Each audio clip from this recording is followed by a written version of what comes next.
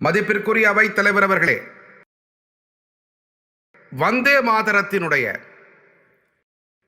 இந்த பயணத்தின் தொடக்கத்தை பங்கிம் சந்திரர் அவர்கள் 1875ஆம் ஆண்டிலே ஏற்படுத்தினார்.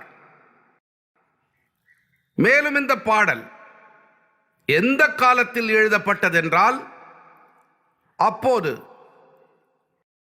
1857 முதல் சுதந்திர போருக்கு பிறகு ஆங்கிலேயர்கள் அரசாங்கம் ஆடி போயிருந்தது.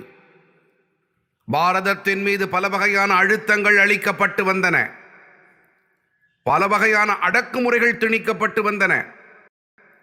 மேலும் பாரத நாட்டு மக்கள்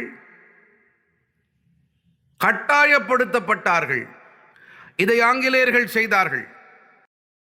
அந்த காலத்திலே அவர்களுடைய தேசிய கீதம் என்னவென்றால், God save the Queen.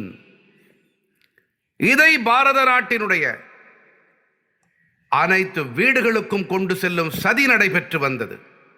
அத்தகைய காலத்திலே பங்கிம் தா பதிலடி கொடுத்தார்.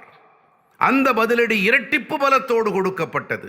அப்போதுதான் வந்தே மாதரம் பிறப்பெடுத்தது.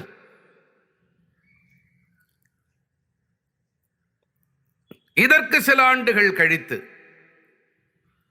1882